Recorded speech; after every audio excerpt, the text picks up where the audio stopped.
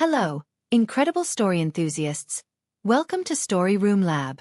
Before we delve into the story, take a second to hit that subscribe button and ring the notification bell so you never miss one of our dramatic episodes. Now, tell me in the comments below. Where are you watching this story unfold from? I love seeing our community grow across the globe. Now let's delve into the story.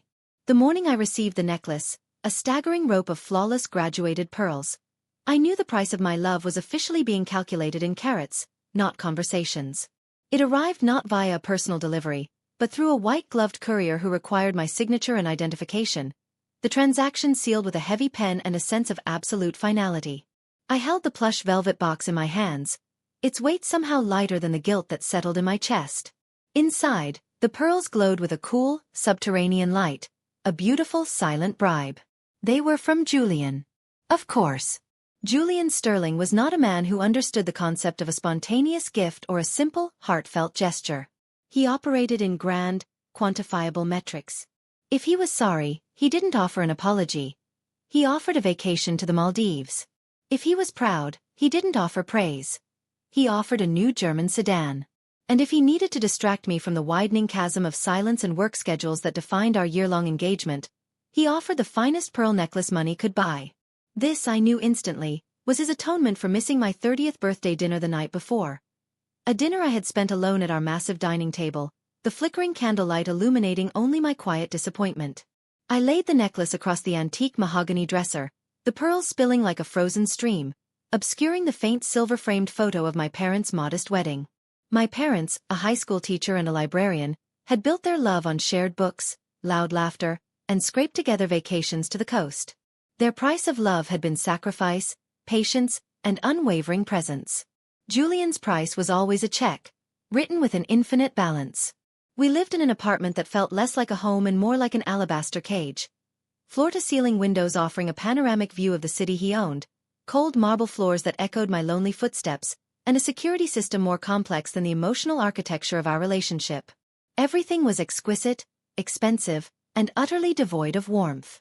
When Julian finally swept in that evening, hours after the necklace arrived, he was exactly as I expected, immaculate.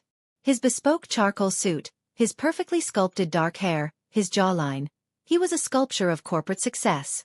He didn't rush to me, but instead tossed his briefcase onto the Italian leather sofa, loosened his tie, and surveyed the room. His eyes landed on the dresser. "Ah, they arrived," he said, his voice deep and smooth, betraying no emotion. "Do you like them, Elara? They're magnificent. Australian South Sea. Perfectly round." I was sitting by the window, the city lights beginning to bloom behind me. I didn't move. "They're stunning, Julian." "Thank you." "Good. Now, what's with the silence? Are we still stewing over dinner?" He approached me, but he didn't sit. He stood, radiating the impatience of a man who expects problems to be solved with efficiency and money. "I spent my 30th birthday alone, Julian," I stated, keeping my voice level, fighting the familiar weary rising of resentment. "I didn't need the South Sea pearls. I needed you. I needed 1 hour of your time."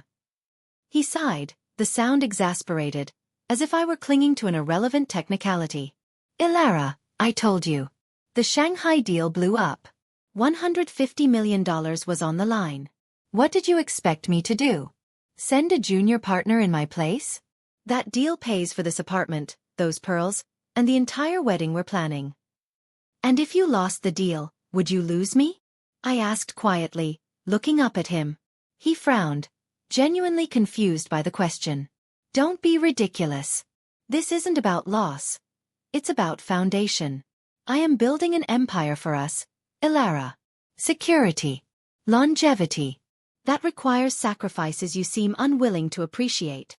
My sacrifice is my time, Julian. My energy. My increasingly diminishing hope that you see me as a person, not a beautiful accessory to your success," I countered. I wanted to scream, to throw a crystal vase, to elicit any response from him that wasn't calculated. But years of conditioning had taught me that high emotion was met with cold dismissal, followed by an even more expensive gift. He bent down then, his hands resting on the arms of my chair, trapping me. He smelled of expensive cologne and fatigue. "I love you, Elara. Why do you always try to complicate something so simple? I provide for you. I adore you. You will be Mrs. Julian Sterling. You will have everything you could ever dream of. You are safe. You are cared for. Isn't that enough? His use of the word, provide, felt like a heavy gilded chain. In his world, love was transactional. He gave resources. I gave my presence, my beauty, and my social grace. The price was clearly defined. He pays, I stay. What if I don't want everything, Julian? What if I just want a life that includes you? I whispered, my voice thick with unshed tears. He stood up abruptly, pulling out his phone. Look, I'm exhausted. I'm going to grab a scotch and run the numbers for tomorrow. You put on those pearls. They would look incredible with the blue silk gown we bought in Paris. We have the Caldwell dinner on Friday. I expect you to be ready. And just like that, the conversation was over. He had placed the value of the argument, paid the invoice with the pearls, and expected the desired result. Silence and compliance. I stared at the pearls again. They weren't just jewelry. They were a boundary line. Every stone, every perfect curve, represented a financial commitment that made leaving him exponentially harder. I was a struggling freelance art consultant before him. Now, I lived a life of staggering privilege. To leave meant giving up the stability, the ease, the future he had architected. The price of love wasn't just what he paid to keep me, but what I would pay to set myself free. Later, I walked into his study. He was hunched over his desk, bathed in the blue light of his 3 computer monitors, charting a global financial future. He barely glanced up. I need you to look at me, Julian, I insisted. He paused his typing, slowly turning his chair. He looked impatient, but he looked. I am not a decoration, I said, my voice steady now. I know how much these pearls cost. I know how much this apartment costs. And I know how much this silence costs me. I won't stop reminding you that your attention is worth more than all of this. He stared at me, his gaze analytical, not romantic. Then maybe you need to adjust your expectations, Elara. Because this is my life. I am this man. And if you truly love me, you will understand that. Or perhaps, he added, his voice hardening slightly, you don't love me as much as you love the life I provide.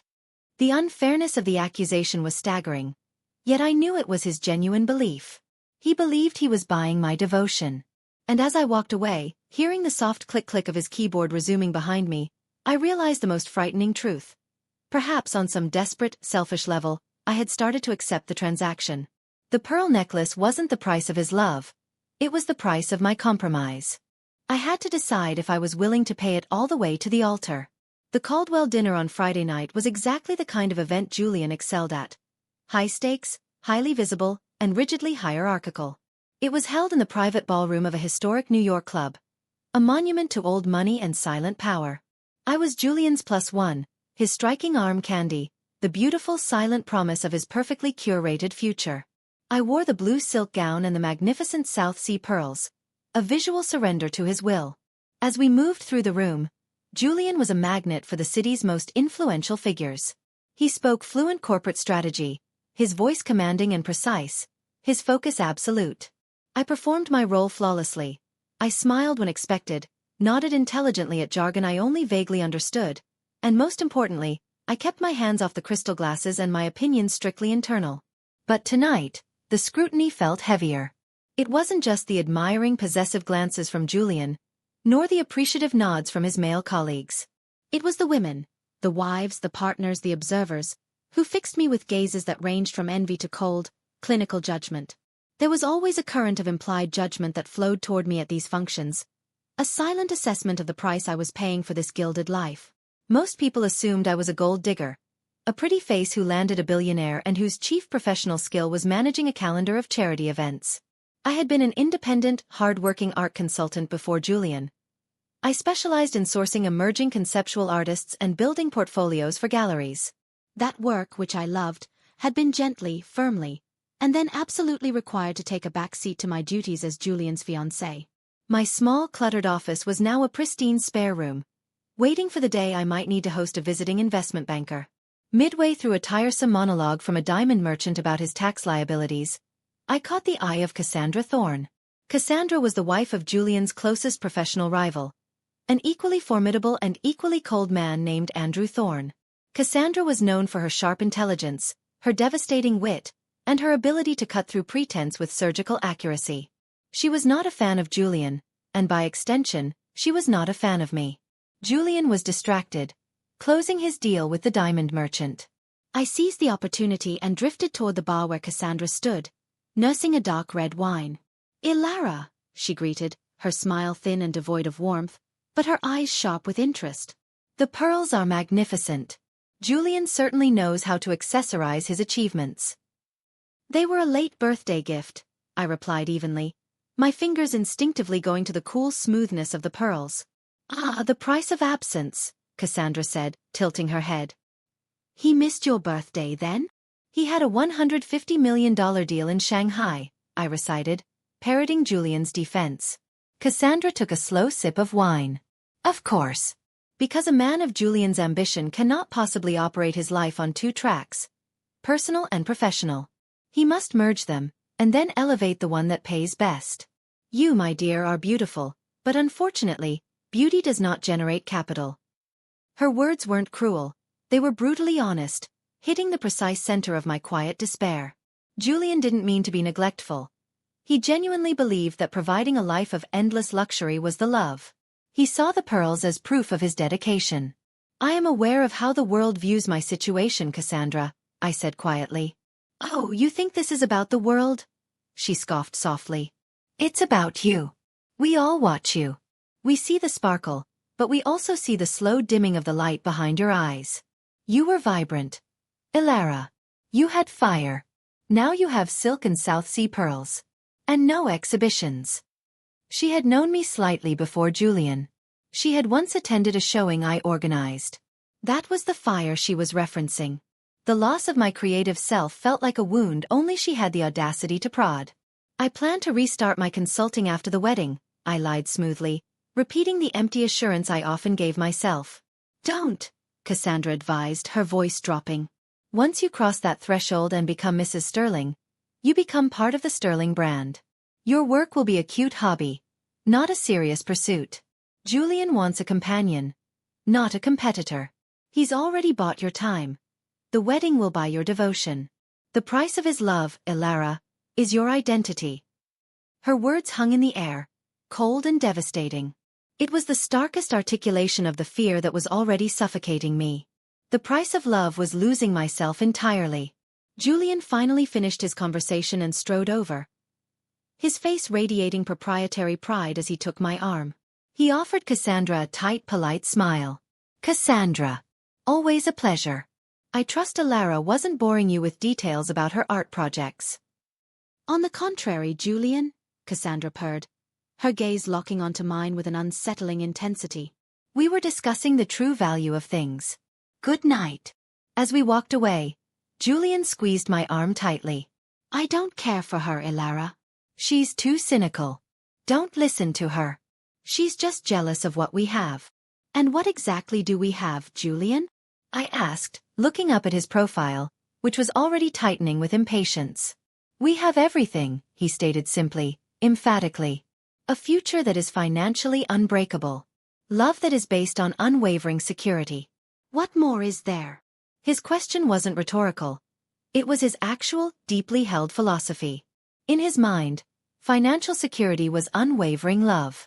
He believed he had insulated us from all the messy, unpredictable failings of ordinary relationships. That night, back in our alabaster cage, Julian fell asleep instantly, exhausted from conquering his deals. I lay awake, the weight of the pearls now back in their velvet box, feeling the crushing weight of my complicity. I was accepting the transaction.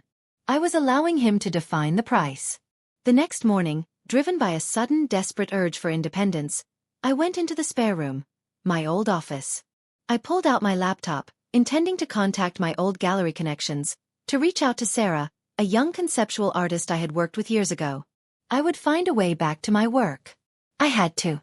I turned on the computer, but the screensaver flashed a customized background. A stunning black and white photograph of Julian and me, superimposed with the logo of the Sterling Foundation. Beneath it, a calendar popped up, MRS, Sterling Schedule. It listed appointments for charity fittings, wedding planning meetings, and, at the insistence of Julian's image consultant, a series of intensive Mandarin lessons. My old consulting files were gone, replaced by folders marked wedding budget and foundation board meeting prep. Julian hadn't just encouraged me to step away from my career. He had systematically erased it. He had assumed total control, believing he was simplifying my life and preparing me for my true role. He had sealed the cage. I stood there, the cool marble floor chilling my bare feet, staring at the screen. The price of love, I realized with a shudder, wasn't just my time or my silence.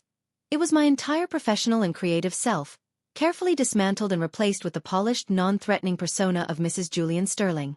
I was terrified, and for the first time, truly angry. I couldn't just walk away from him. I had to find a way to reclaim the essence of myself that he had expertly bought and shelved. The realization that Julian had systematically erased my professional life did not lead to an immediate, dramatic confrontation. Instead, it triggered a cold, focused resolve, a secret war waged beneath the silk and marble veneer of my life. To confront Julian would be to declare war prematurely, inviting immediate financial isolation and surveillance. I knew, intuitively, that if he suspected I was trying to regain independence, he would tighten the cage immediately. My fight had to be invisible, operating within the very schedules he had set for me. The Mandarin lessons became my first fortress. Julian insisted on them for international networking, and the tutor, a severe, precise woman named Wei, came 3 times a week. Julian only cared that the time slot was filled, never checking my actual progress. But I used that language acquisition not for networking, but for silent, intellectual resistance. It was a space where Julian's money had bought the time, but not the control. My true rebellion, however, began with Sarah, the conceptual artist. I found an old encrypted burner phone I'd used for international art deals years ago, charged it in the basement laundry room, far from the apartment's smart home network, and sent her a cryptic, disguised email asking for a meeting. Sarah responded within hours, meeting me at a tiny, obscure cafe tucked away in a downtown gallery district that Julian would never frequent. She recognized the fear in my eyes instantly, but also the sharp new edge of determination. "Elara, what is going on? You look incredible, but you look trapped," she whispered across the scratched wooden table, avoiding any mention of Julian by name. He dissolved my business," I told her, my voice low and strained. "He thinks I'm only supposed to be Mrs. Sterling. I need to get back in. I need a project, Sarah. Something small, something discreet, something that is entirely mine." Sarah didn't hesitate. She knew my passion. "I'm curating a show next spring for the collective. It's small, grassroots, focused on the theme of obsolescence, objects and identities discarded by hypermodernity. It is exactly your wheelhouse. But it pays nothing, Elara. And you'd have to work nights." "I don't care about the money," I said, the words ringing with an internal truth I hadn't felt in months. "I care about the work. I will do the procurement and the narrative, the things I'm best at. But nobody can know. Especially not Julian." And so began my secret renaissance. My highly controlled, Julian-approved schedule became a map for my rebellion. The weekly manicure appointment. This became my cover for discreet meetings with emerging artists in tiny, low-rent studios nearby. While the manicurist worked on my expensive shellac, I'd be reviewing portfolios on my old laptop, powered by a battery pack in my purse. The Mandarin lessons, these 3-hour blocks became my time for intense research and proposal drafting. Wei, sensing my desperation and dedication, proved to be an unexpected ally, offering gentle nods of encouragement and absolute discretion. The Sterling Foundation board meetings, these meetings, designed to train me for my future role, ironically gave me access to high-end printer copiers, encrypted disposal bins, and most importantly, large blocks of time where Julian assumed I was occupied with important work.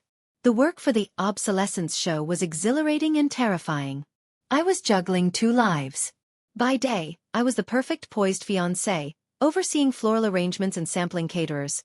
By night, I was a dedicated art consultant, driving my old inconspicuous car, which Julian thought I only used for errands, to the far reaches of Queens to meet artists working in warehouses. The risk was immense. Julian had security tracking systems on his main cars, on our phones, and on our finances. I had to use cash for everything related to the show: transportation, small stipends for artists, materials. I was constantly inventing small expenses to cover the cash withdrawals, telling Julian I needed specific couture or rare vintages for future hosting. He never questioned the spending. He merely saw the balance sheet and approved the transactions, proof that I was investing in the Sterling brand. The physical exhaustion was profound, but the creative energy sustained me. I was curating a powerful exhibition about the things the world discards, and I realized I was one of those things, a discarded professional identity now being meticulously salvaged. 6 weeks before the exhibition opening, the pressure mounted. I needed to finalize the installation logistics. During a mandatory fitting for my wedding gown, a breathtaking bespoke piece, I found myself facing Julian's most trusted social manager, Chloe. Chloe was fiercely loyal to Julian, sharp-eyed, and completely devoid of compassion. "Elara, your schedule shows a free block next Tuesday morning," Chloe stated, scrolling through her tablet with an air of absolute authority. "Julian wants you to accompany him to a luncheon with Senator Hayes. You need to know the talking points on the energy bill by Monday." My blood ran cold. Tuesday morning was the only time I had access to the gallery space for the critical installation planning. I have a prior commitment that morning, Chloe," I stammered, an unprecedented moment of insubordination. Chloe looked up, her expression frigid. "Mrs. Sterling to be, there is no prior commitment on the schedule except the one Julian authorizes. Are you telling me you have an unscheduled appointment?" I quickly recovered. "Yes. I completely forgot. It's a very private consultation with the jeweler regarding the adjustments to the engagement ring setting. It's confidential and can't be moved. It's the only time they can accommodate the work before the wedding." Chloe paused, her eyes narrowing. Jewelry was an approved, high-value expense. It aligned with the Sterling brand. She relented, but her look warned me I was skating on thin ice. "Fine. But you must brief yourself on the energy bill Monday night. Julian requires your full attention at the luncheon." I escaped the fitting room and immediately contacted Sarah, confirming the Tuesday morning installation. I had bought myself a few hours, but I knew the risks were becoming unsustainable. The two worlds, the gilded lie and the difficult, honest truth, were beginning to collide. That evening, I wore the pearls to a small private dinner with Julian. He was pleased with my performance at the fitting, happy that I was focused on the approved accessories. "You look beautiful, Elara," he said, reaching across the table to touch the luminous pearls. The Caldwells were extremely impressed. "You are the perfect partner. We are unstoppable." I smiled, a practiced, hollow gesture. In my mind, I wasn't the perfect partner to his ambition. I was the meticulous curator of my own secret resistance, building an identity he had tried to purchase and discard. The price of his love was steep, but the price of my freedom, measured in sleepless nights and calculated lies, felt infinitely higher and infinitely more valuable. I was ready for the next phase, knowing that if Julian discovered my secret, the consequences would be catastrophic. I couldn't just walk away from him. I had to find a way to reclaim the essence of myself that he had expertly bought and shelved. The night of the obsolescence exhibition opening was a blur of adrenaline and existential dread. It was scheduled for a Thursday, the only evening Julian reliably had a late, unavoidable board meeting. But even this strategic timing didn't alleviate the fear. I had told Julian I was attending a mandatory, all-night planning session for a major Sterling Foundation gala, a story meticulously crafted to ensure his total disinterest. I arrived at the warehouse gallery in an inexpensive, black wool coat and jeans, a stark contrast to the couture I wore daily. The space, dimly lit and gritty, was alive with the raw energy of genuine artistic passion, a world away from the sterile, hushed perfection of Julian's life. Sarah greeted me with a mixture of excitement and nervous exhaustion. "It's incredible, Elara. The pieces you sourced, they tell a story of things deliberately overlooked. The press here loves the theme." She hugged me quickly. "You need to stay hidden though. The collective is small, but if anyone recognizes you—" "I know," I breathed, pulling my scarf higher to conceal the pearls that I had, foolishly, almost worn out of habit. "I'll stay near the back. I just needed to see it. To see that I still exist." The exhibition was everything I had poured my salvaged identity into. One piece, a sprawling installation of discarded computer parts and outdated personal devices, felt particularly resonant. It was titled The Price Paid, a commentary on the obsolescence of human connection in the digital age. Standing near it, watching the quiet, thoughtful crowd engage with the work, I felt a surge of validation that no diamond or pearl could ever buy. The evening progressed in a tense, exhilarating rush. I spoke to the artists, felt the familiar thrill of discussing narrative intent and thematic depth, and for a few glorious hours, I was simply Elara, the consultant. Then the air shifted. The whisper started near the entrance, a ripple of surprised recognition that quickly turned into a cold, palpable silence. I instinctively shrank back, pulling my body into the shadows of a large concrete pillar. I saw him first, Julian's face, tight with controlled fury, standing near the entrance, his immaculate suit alien against the distressed brick walls. He wasn't alone. Trailing behind him was Chloe, her eyes scanning the room with the predatory focus of a security drone. My carefully constructed alibi had dissolved. I later learned that Senator Hayes had cancelled their meeting, and Julian, arriving home early to an empty, quiet apartment, had asked Chloe to cross-reference my foundation gala schedule. The sheer lack of evidence of an event led him straight to suspicion. A quick security ping on my older, rarely used car, which Julian kept track of only because he owned it, had pointed him to this exact location. He didn't need to ask if I was there. The atmosphere confirmed it. His eyes raked the room, scanning the faces of the artists and patrons, people he viewed as irrelevant and unproductive, until he finally spotted me, trying to blend into the shadows. He didn't rush. He walked, slowly and deliberately, every step across the concrete floor a hammer blow of silent condemnation. His gaze, when it locked onto mine, was colder than any marble floor in our apartment. It was the look of a man whose meticulous control had been utterly violated. "Elara," he said, his voice quiet but carrying the force of a clap of thunder in the small space. I stepped out from the pillar, squaring my shoulders, shedding the mask of the terrified fiancé. This was it.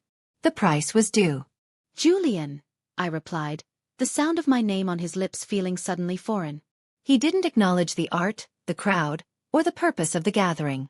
He focused entirely on the betrayal of his schedule. "The gala planning session," he stated, his jaw rigid. "The one that runs all night, requires formal wear, and takes place at the Waldorf. This," he gestured dismissively at the installation, the crowd, my entire world, "is not a gala planning session." "No," I agreed, meeting his furious gaze. "This is my work. This is the show I curated. This is my life, Julian. The one you tried to erase." Chloe, ever the loyal sentinel, started to approach, but Julian lifted a hand, stopping her. This confrontation was strictly between us. "Erase." He gave a short, harsh laugh. "I funded your time. I gave you the freedom and the resources to pursue whatever hobby you liked, provided you prioritized the future we built. This pathetic attempt at relevance is a direct violation of our understanding, Elara. It is a sign of instability." "It's a sign of survival," I retorted, the fear now completely replaced by righteous anger. "You didn't fund my time. You bought my silence. You replaced my career with Mandarin lessons and charity functions. I am not an accessory, Julian.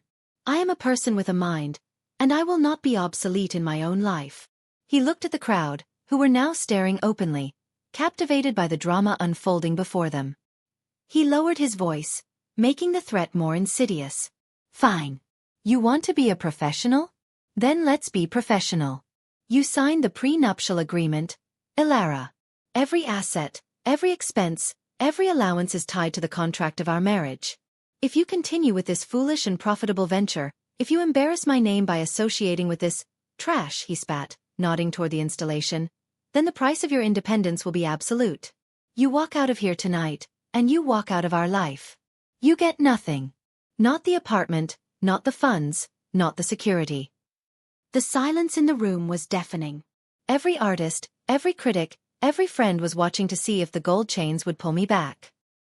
He saw the flicker of hesitation, the realization that walking away meant returning to a life of financial struggle, abandoning the life of ease he had given me. He saw the enormity of the price. "Come home, Elara," he commanded, his voice now softened into a predatory appeal. "Put on the pearls. We have a life waiting for us. Don't throw away everything I built for us for this cheap thrill." I looked at him, then at Chloe, and then at the installation, the price paid. The very work spoke of the cost of compromise. I looked at Sarah, who was watching me with silent hope and encouragement. The pearls, the apartment, the security. It was a high price. But the price of staying, of allowing myself to be professionally and spiritually suffocated, was total annihilation. I chose survival. I reached up and slowly, deliberately, removed the thin silver band I wore on my right hand. A small, insignificant ring he had given me when we first met, long before the diamonds. I held it out to him. "You bought my time, Julian. You didn't buy my soul," I said, my voice steady, my vision clear. "The true price of love is not financial. It's self-respect. And I refuse to pay you mine. Keep the apartment. Keep the security. The price of freedom is worth more than everything you own." I dropped the silver band into his open, waiting palm. It made a faint, pathetic clink. I turned my back on him, walking not toward the exit, but deeper into the gallery, toward Sarah and the artists, toward the light of my own fragile, hard-won world. The muffled sound of Julian's retreat, fueled by disbelief and fury, was the sweetest sound of liberation I had ever heard. The immediate aftermath of leaving Julian's world was not the clean, triumphant escape of a movie script. It was a devastating, cold plunge into reality. The exhilaration from dropping the ring into his hand dissipated quickly, replaced by the terrifying logistics of survival. I had walked away from billions, but I had only the few $1,000s in my old separate bank account and the clothes on my back. Julian, true to his word, moved with the ruthless efficiency of a corporate shark closing an unwanted division. By morning, my access codes were deactivated, my personal belongings were packed into labeled boxes and delivered to a storage unit, and a cease and desist letter from his legal team arrived, sternly reminding me of the non-disclosure agreements and the punitive clauses of the prenup I had signed in a haze of early love and financial naivety. I moved into Sarah's tiny, chaotic spare room, a space crammed with plaster dust and discarded molds, but overflowing with genuine human warmth. It was a dizzying shift from the alabaster cage to the creative clutter, trading bespoke Italian linens for a sleeping bag on a dusty floor. But the silence that night, devoid of the click-click of Julian's keyboards or the suffocating weight of his expectations, was the most profound luxury I had experienced in years. My decision at the gallery had gone viral within Julian's elite circle, and even in the smaller art world. I became known as the woman who traded the South Sea pearls for a dusty warehouse. The judgment was instantaneous. Some saw me as a fool who squandered security. Others saw me as a martyr for art. The struggle was real and immediate. I needed income, health insurance, and permanent housing. I applied for every art consulting job I was qualified for, but Julian's shadow was long. My stellar reputation in the industry was now complicated by the high-profile scandal of my departure. Recruiters whispered about instability and unpredictability, the very labels Julian had thrown at me. He didn't have to actively blacklist me. The stigma of leaving him provided enough toxicity to scare off most established firms. But the smaller, scrappier art world, the one that prized honesty and narrative, rallied. The Obsolescence exhibition received critical acclaim, largely because of the intense, raw story surrounding its curator. My passion, born from personal pain, was the currency of this new world. My first breakthrough came unexpectedly from Ethan, the CEO of the major tech firm I had discreetly consulted for before Julian. He was precisely the kind of executive Julian would respect, yet he operated with an ethical, human-centric philosophy. He called me personally. "Elara," Ethan said, his voice calm over the phone. I read the trade papers. "I know what you did. It takes monumental courage to walk away from that kind of power. I believe courage is the strongest currency in any business, especially one that requires creative vision." He offered me a contract, a senior consulting role managing his firm's corporate art acquisitions and community outreach programs, a role that perfectly blended my creative passion with high-level professional strategy. The salary was respectable, providing the security I desperately needed, but more importantly, the job was built on trust and respect for my independence. It valued the person Julian had tried to erase. With a stable income and the validation of serious, meaningful work, I began the slow, meticulous process of rebuilding. I rented a small, sunny apartment, furnishing it with salvaged pieces and artwork from my new friends. It was cluttered, imperfect, and entirely mine. I started sleeping deeply again, my dreams no longer haunted by the cold sheen of marble. A year passed. I had moved past survival into thriving. I was preparing for my second major curatorial project, this time a fully funded initiative for Ethan's firm, and my career was ascending faster and more authentically than it ever could have under Julian's control. I ran into Julian only once more, 6 months after the divorce was finalized. It was at a large, sterile corporate reception, the kind of environment I now navigated professionally, but on my own terms. He was with a new fiancée, a young, elegant venture capitalist, another woman of measurable, quantifiable strength. Julian approached me, his expression flat, but with a flicker of something unreadable in his eyes. "Elara," he acknowledged, nodding curtly. "You look well. I see the art initiatives are keeping you busy." "They are, Julian. I'm building things," I replied calmly. "Things that last." He glanced at my simple tailored wool dress and then at his new fiancée, who was draped in a staggering emerald necklace. He seemed to be instinctively calculating the difference in value. "You know, you could have had all this," he murmured, indicating the room, the wealth, the security. "You paid a very high price for independence, Elara. You chose poverty over perfection." I smiled, a genuine unburdened smile that reached my eyes. "No, Julian. I chose freedom over a cage. The price of your love was my self-respect and my soul. The price of this life," I touched the lapel of my simple dress, "was temporary financial discomfort. And I can make more money. But I couldn't buy back my spirit. I paid the right price." He looked at me, and for the first time, I saw not confusion, but a flash of genuine chilling envy. He realized that while his money could acquire anything, from magnificent pearls to perfect partners, it could never purchase the peace that radiated from me. He was still locked in his transactional world, defining value by cost. I was free, defining value by joy and purpose. Julian nodded curtly, his expression hardening back into the sculpture of success. "Good luck, Elara." He turned and walked back to his new fiancée, his arm immediately tightening around her, possessively claiming his latest acquisition. I watched him go, feeling no malice, no regret. The pearls, the penthouse, the perfect life, it had all been a false currency. The true price of love was not what I received from Julian, but what I reclaimed for myself. I walked confidently toward my own colleagues, ready to discuss the future, finally at peace, knowing I was worthy not because of what I possessed, but because of who I had become.